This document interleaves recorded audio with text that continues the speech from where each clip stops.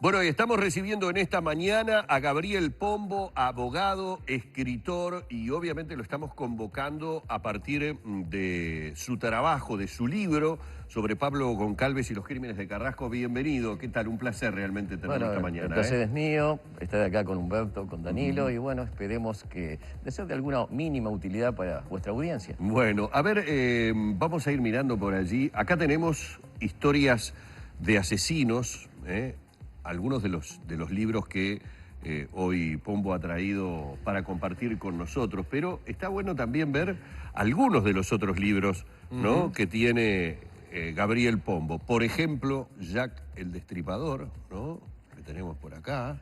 Exactamente. Y Mítico personaje. y sí, el monstruo de Londres, ¿no? Llamado, el otro libro también tiene que ver sobre la leyenda de Jack el Destripador, el monstruo de Londres. La pregunta que uno se haría es, primero, Gabriel, al escritor, al abogado, al investigador, ¿por qué saltar de un personaje como Jack el Destripador a un delincuente local como Pablo Goncalves? Bueno, Jack el Destripador es un poco el asesino serial emblemático e histórico. Para muchos es el primer asesino en serie registrado históricamente. Yo en el 2010 hice un trabajo, que es uno de los libros que está allí. La carátula muestra a un famoso asesino serial llamado Jeffrey Dahmer, también conocido como el carnicero de Milwaukee, ¿verdad?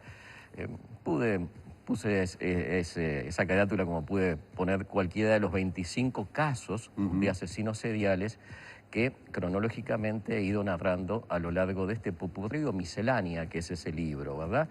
Que lo culmino, o sea, el libro empieza remotamente, allá por los años 1720 y algo, con un trágico caso de los llamados traficantes de cadáveres, Woodgate Hart, y sigue avanzando con distintos casos paradigmáticos y emblemáticos de asesinos en serie, hasta terminar no en el siglo XXI, sino a fines del siglo XX, y me pareció adecuado terminarlo con un caso nativo, el caso de Pablo Goncalves, que, como todos sabemos, se producen sus crímenes, los delitos que por lo menos se le han imputado en la década del 90, básicamente en el año 92, 1 de enero del 92, es el primer crimen reconocido sobre Ana Luisa Miller, y posteriormente en el año 93 en el año 92 también se da el crimen sobre esta chica Gabriela Castro Peña, y finalmente la trágica mañana del 8 de febrero del 93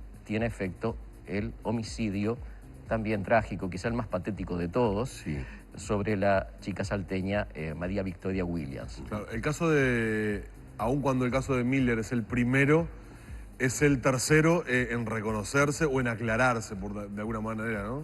Sí, desde el punto de vista del proceso penal, es el último que le es imputado a Pablo Goncalves, claro. O sea, es condenado a posteriori de haber sido ya condenado por los otros crímenes, Y ¿verdad? sobre el que hay más duda, ¿no? O sea, o por lo menos sobre el que se planteó judicialmente o en el proceso. Si bien Goncalves en un primer momento declara y reconoce, y luego, al cambiar la defensa, él niega la autoría de los tres crímenes, sobre este último, sobre el de Ana Luisa Miller, es donde hay dudas. Bueno, las dudas, Danilo, son más que nada por el rumor público, digamos, el rum popular, no del punto de vista de lo que surge de las pruebas en el expediente penal. Yo siempre que se me hace estas preguntas y un poco Todo el mundo te preguntará, ¿fue él realmente el asesino de Miller? Por supuesto que yo soy la persona menos indicada para hacer un pronóstico, y siempre digo algo que después me caen un poco encima, y digo, hay que dejar siempre un resquicio a la duda cuando no se trata de delitos infragantis. ¿Y por qué? Y contesto, porque la historia de la criminología nos cuenta de casos trágicos, casos que han llegado hasta la abolición de la pena capital. Y suelo poner el ejemplo de lo sucedido en la década del 50 en Inglaterra, ¿verdad? Timothy Evans, bueno, hubo muchos casos, pero Timothy Evans fue acusado, un joven acusado de haber matado a su pequeña niña y a su esposa, y después se descubre que un famoso asesino serial llamado John Reginald Christie, que es uno de los que yo abordo en mi libro, era el verdadero asesino. pero ya era irreparable. La vida no se la devuelve nadie a este hombre. Por supuesto. Y bueno, por suerte el sistema penal uruguayo no tiene esos extremos. Siempre hay cierta reparabilidad, aunque igual, años de cárcel no se repara. Por eso ese resquicio. No siendo un crimen infragante, una absoluta certeza no se puede tener, máxime cuando hubo negativa, por más que también haya habido una confesión. Eso hay que decirlo, hubo una confesión y después por una estrategia de tipo procesal, por un cambio de asistencia letrada, el imputado Pablo Goncalves pasa a negar radicalmente los 3 crímenes. Y volviendo un poco a la pregunta de Danilo, pruebas hay, digamos, sé que la brevedad de este espacio a veces no permite desarrollarla, pero yo suelo poner un par de ejemplos que están al alcance de cualquiera con la lectura del expediente penal y de del buen periodismo de la época, porque hubo mucho sensacionalismo, pero sí hubo muy buenas obras de investigación. Sí. Básicamente 2, y muy rápidamente siempre repito las mismas. Una de ellas está en la autopsia que se hace sobre el cadáver de Miller, hecho por este gran médico forense que es Guido Berro. Bueno, se constata allí ciertas abrasiones en sus puños, en sus muñecas, y el grosor, los centímetros que miden las mismas, coinciden con tiras náuticas exactamente, y no con otro tipo de cuerdas o con otro tipo de amarres. Bueno, en la confesión, por más que después fue desdicha de Pablo Goncalves, él había mencionado de que la había atado con mucha fortaleza antes de ultimarla con tiras náuticas de los cordones de sus zapatos náuticos. Bueno, es una casualidad demasiado impensada, ¿no?, que esto se diera. ¿Por qué? Porque la confesión, bueno, cuando estamos en una etapa inicial del proceso, cuando el presumario, todavía, bueno, es un derecho de un reo, de un indagado todavía, no un imputado, desdecirse, cambiar y declarar, como en este caso lo hizo Pablo Goncalves, de que las confesiones habían sido forzadas mediante tortura. Incluso él presenta una queja ante la Convención Latinoamericana de Derechos Humanos que termina siendo desestimada y se le da la razón al Estado uruguayo. Y el otro, hay varios más, pero la otra prueba, ¿no?, siempre con ese margen, ese resquicio de dudas, pero que el sentido común y la estadística dice que es una prueba muy determinante, es cuando se lleva a cabo la reconstrucción digamos, de la víctima justamente que más dudas en el rumor popular puede haber, que es Miller. Cuando utiliza el auto de la policía. Exactamente, él le solicita al juez de la causa, Rolando Bomero, personalmente, demostrarle cómo se había colocado ese vehículo en un terraplén, donde posteriormente se lanza el cadáver de Miller en las dunas de la prefectura de Solimar, así cerquita, ¿no? Muy cerca de la prefectura de Solimar. Y bueno, era una zona que no era fácil de entrar y estaban previamente, se habían tomado las fotografías por la policía técnica. Entonces, en fin, las marcas de las cubiertas, de las llantas, tienen, digamos, unas características especiales. Son esas y no. Y la manera de ubicar, de colocar el vehículo también no era tan fácil. Bueno, ese vehículo es maniobrado por Pablo Goncalves de una manera prácticamente exacta a como, según las fotografías y las pruebas técnicas anteriores, el asesino lo había hecho con el vehículo de la propia víctima, porque da la peculiaridad de que la infortunada Miller fue victimizada dentro de su propio vehículo. Gabriel, ahora en el libro aparece, digo esto porque no tuve la posibilidad de leerlo, y en el capítulo de Pablo Goncalves aparecen algún dato sobre los homicidios que en algún momento también se mencionó podía haber sido el autor, pero que después la justicia no pudo determinar su autoría. No aparecen. Esos los he leído prensa que me parece fiable al respecto. Yo incluso no utilizaría el plural, Humberto. Sí hay un posible homicidio, y bueno, dejemos de lado porque ya, vaya que ha sido condenado por 3 homicidios, él ha cumplido desde el punto de vista procesal penal. Pero sí, un caso que ha quedado en el olvido de una chica, Silvana, su nombre, incluso se ha perdido hasta su apellido, que llevaba una vida de cierta promiscuidad, era cabaretera, vivía por la zona de allá donde está el aeropuerto, el viejo aeropuerto. Estamos hablando de 1991, claro, 92. Sí. pero se dan situaciones propias del mismo modus operandi. La zona en que la chica es atacada, que aparentemente subió a un vehículo, cosa que solía suceder en este tipo de crímenes. Más que estrangulación, la sofocación manual, porque acá el modus operandi para finiquitar a la víctima se da por medio de una sofocación manual, claro, que es muy especial. No es la estrangulación que se dirige a ultimar en sí mismo, sino se dirige más que nada a presionar sobre la tráquea y lograr dejar en estado de indefensión a la víctima. Inmovilización más que nada, ¿no? Para después ultimarla. Quizás también con otra maniobra más fuerte de estrangulamiento, o quizás... ese patrón se repite en los, prácticamente los tres casos, En ¿no? los tres casos se repite. Y en este cuarto también, Y en este cuarto, exactamente, se dan esas circunstancias, pero ese caso quedó en el olvido, no tuvo el empuje mediático que los otros, y no se puede atribuir, puede haber sido otro crimen. No hay duda que fue un crimen que además tiene otra característica, el crimen de esta muchacha. Fue un crimen porque sí, un crimen sin motivación. Y acá vamos a lo que hace fascinante, digamos, entre comillas, por supuesto, y esta serie de homicidios, ¿no? Y que quizás sea el motivo por los cuales mediáticamente cada tanto, bueno, salen otra vez a la luz, porque me han invitado ustedes y yo agradezco mucho la invitación. Bueno, porque el caso de Pablo Goncalves se considera el caso del psico-killer o el asesino serial por excelencia en Uruguay.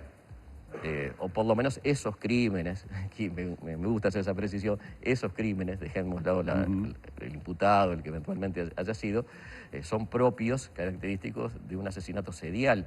Y el asesinato serial es rarísimo en el mundo, incluso. Vamos a hacer un punto ahí, o un paréntesis. ¿Qué diferencia hay entre el asesino serial o un triple homicida? Porque ayer, en la redacción del Subrayado, hablando con Nano, por ejemplo, estamos hablando todo el tiempo de estas cosas, ¿no? Yo le decía a Nano, ¿por qué Pablo Goncalves, que tiene imputado 3 homicidios, y no, por ejemplo, el triple homicida de Maldonado, que mató al dueño de los Olivos, a una chica con quien tenía una relación sentimental, y luego la hermana del dueño del campo de Arándanos, en realidad, no de Olivos? ¿O por qué no el triple homicida del Pinar, que mató a su suegra, a su señora y a su nenito? Bueno. ¿Cuál es la diferencia entre el asesino serial y un triple homicida como estos casos que acabo de relatar? Mira, el primero que mencionaste, el de Maldonado, yo lo encuadraría típicamente dentro de un asesino serial. Digamos, quizá la única diferencia puede ser un tema de motivación. O sea, le está faltando una de las características que en los manuales de criminología se le asignan a los asesinos en serie, químicamente puros, por decirlo de alguna manera. El asesino serial químicamente puro, que es el que más fascina por su rareza y nos llama la atención, se caracteriza, entre otras cosas, por la falta de motivación lógica y racional. Es decir, el que tú mencionas, el de Maldonado, tenía unas motivaciones que podían tener que ver con lo económico, por ejemplo, ¿no? En el caso creo que de la amante que había tenido la venganza porque ella lo había delatado o algo así. Pero son motivaciones que son repugnantes, repudiables, por supuesto, nos rechinan y éticamente son totalmente reprobables. Pero uno puede decir, caramba, sí, entiendo, lo explicamos de alguna manera. Ahora bien, los crímenes de Carrasco, al igual que los crímenes de Jack el Destripador o tantísimos otros que han habido a lo largo del siglo XX, del siglo XXI sobre todo, dejan perplejo a la persona profana en la materia, porque no encuentra una motivación racional, lógica, no hay un provecho. Uno dice, ¿cuál es el provecho? No hay un robo, no hay un fin de lucro, no hay una venganza personal. Sin embargo, si lo miramos más objetivamente y más finamente, sí hay un provecho del asesino serial. Lo que pasa es que ese provecho es tan íntimo, tan intransferible, que no lo captan a veces ni siquiera los psiquiatras y los forenses que los estudian. ¿Es saciar su necesidad de matar? Es saciar la necesidad de matar, pero a veces, digamos, con una motivación tan interna, tan intransferible y tan propia. Hay tantos asesinos seriales como hay tantos ciudadanos, como hay tantas estrellas en el cielo, por decirlo metafóricamente. Pero sí hay cosas que los peculiarizan, que uno puede decir, bueno, en este caso este crimen es propio de un asesino serial. Ejemplo, la ritualidad que hay. Siempre hay un toque ritual. Y lo hubo también en los crímenes de Carrasco. Pero en este caso, por ejemplo, de Pablo Goncalves, la elección de las víctimas, ¿no? No solamente por su sexo, sus edades, por allí puede estar dada esa motivación y la reiteración después en el modo en el que las mata esa, digamos, cierta liturgia o ritual para llevar adelante los asesinatos, y por eso sí hay una motivación para denominarlo asesino serial. Tú tocaste, Humberto, dos de las facetas propias del asesinato serial y que se producen en estos casos. Primero, el tipo de víctima. No se salta, por ejemplo, de una mujer a un hombre o a un niño, a un anciano, no. Son todas mujeres, pero no solo son mujeres, sino que son mujeres jóvenes, de cierta posición económica relativamente buena, que están en determinado ámbito geográfico. O sea, cada vez se va acotando cada vez más el margen y la característica de la víctima, que es tomada por ese asesino serial en concreto. Y esa es una faceta que hace que este sea un crimen típicamente serial. Ese es un tema que tú tocaste. Otro que tocaste con la ritualidad, con la liturgia. Bueno, este tipo de asesinatos tuvieron liturgia. Yo hablaba de la manera de ultimar o de llevar a la fase previa mediante esa maniobra enérgica de sofocación. Pero también había otra cosa, que era la colocación de corbatas, sí. Después que estaba muerta, digamos, la persona agredida, esa colocación de corbatas, que no era para estrangular, simplemente para colocarlo. Claro, en el caso de Andrea Castro, por ejemplo, él utiliza una corbata que había traído su padre, diplomático, Hamlet González. Exactamente. Y la policía encuentra que del juego de 3 corbatas falta una que coincide perfectamente con la de que se encuentra con Andrea Castro, ¿no? Exactamente, como tú dices, Danilo. Eso además fue una de las pruebas suplementarias para incriminarlo y que la Fiscalía la supo tomar en cuenta. Porque... Y prueba esa ritualidad que decís también, ¿no? Exacto. Se dan las dos circunstancias. En este caso, la famosa corbata, que era verde y blanca a rayas, termina siendo una prueba muy importante porque se hace una requisa en la casa de Pablo Goncalves con garantías procesales y se encuentra de un juego de 3 corbatas, 2 de ellas. Había una tercera faltante que probablemente estuviera lamentablemente en el cuello de la víctima. Y además se trataba de corbatas muy especiales, no de cualquiera, porque habían sido adquiridas en una casa inglesa que había cerrado ya. O sea, no había otro tipo de corbatas que no fueran esas. Pero además, el tema de la ritualidad. Acá tiene que ver con lo que en criminología se llama la firma del asesino. La firma, que es aquello que el asesino le pone como toque personal y peculiar, pero que no es necesario para cometer el crimen. ¿Por qué? Porque en estos casos, por ejemplo, el crimen ya estaba cometido. No se usa la corbata para estrangular, para lograr el asesinato. El asesinato ya se había consumado y es algo más que en la psiquis de ese asesino le pone esa impronta. Eso que se llama firma. Es algo... Dejar constancia de que esta muerte me pertenece, de alguna manera, para tratar de entender esa psiquis, porque al decir de firma, yo firmo algo que quiero que quede registrado que es mío. Exactamente, y como dije momentos antes, hay tantos asesinos seriales como hay tantos ciudadanos. O sea, en España, por ejemplo, hubo uno que se llamaba el asesino de la baraja. Y bueno, ¿por qué de la baraja? Porque después que mataba, tiraba barajas sobre los, generalmente reyes o sotas, sobre los cadáveres. Vaya a saber por qué, ¿verdad? O sea... Gabriel, yo quiero volver sobre algo que nos quedó por la mitad, porque me parece muy interesante cuando hablaste del tema de Silvana, que allí no aparecía la motivación. Esto tiene que ver con que en aquel momento hay algunos elementos que no coincidirían con estos parámetros de los que hablamos. Es decir, no estamos hablando de una joven, por lo que decíamos, con las características de las otras 3, pero aparecen elementos como, por ejemplo, de estos de la ritualidad, coincidentes. Había elementos coincidentes. Sí, acabas también de tocar otro tema que es discordante. Si vamos al caso Silvana, por sus características, era una chica, digamos, que trabajaba en un cabaret, digamos, o sea, se ganaba la vida de esa manera, aunque quizás no fuera tampoco una prostituta a tiempo completo, por así decirlo, creo, porque también hacía labores domésticas, o sea, pero salía obviamente en forma radical del perfil de las 3 infortunadas víctimas Claro. del caso de Carrasco, sin duda. Ahí hay una diferencia. Ahora, lo que hay similitudes con los otros asesinatos de Carrasco es en la manera de sofocarla, en el momento en que fue encontrada, en la zona, o sea, habieron... Y en el tiempo, a ver, porque hay otra cosa que es obvia, pero que hay que destacarla. Luego de la detención de Pablo Goncalves, cesan de haber este tipo de crímenes donde aparece chicas asesinadas sin saberse por qué, sin una motivación. No las mató el novio porque había un problema sentimental, en fin, no fueron víctimas de una rapiña, ¿entiendes? O sea, la persona que muere porque alguien la mata sin que haya una motivación. Bueno, cesó esa retahíla, esa seguidilla que azotó a la sociedad uruguaya. Desde fines del 91, el 92 y hasta principios del 93 cesa, y coincidentemente con la detención de Pablo Goncalves. Antes de cerrar, Sí. ¿se puede redimir un psicópata de estas características? Suponiendo que Pablo Goncalves sea culpable, como todo parece indicar, yo le deseo que no tenga más ese impulso y que, bueno, estos años hayan sido positivos.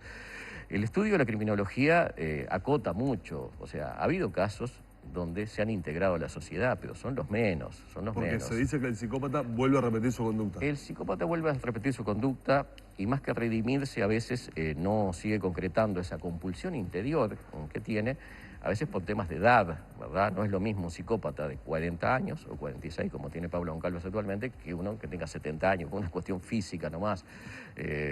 Ha habido casos, ¿no? El tiempo no nos da, ya estamos hablando y no voy a poner esos ejemplos. Pero también cabe la posibilidad de que se integren a las sociedades. Ha habido casos, pongo uno solo, ¿no? Que no es obviamente una asesina serial.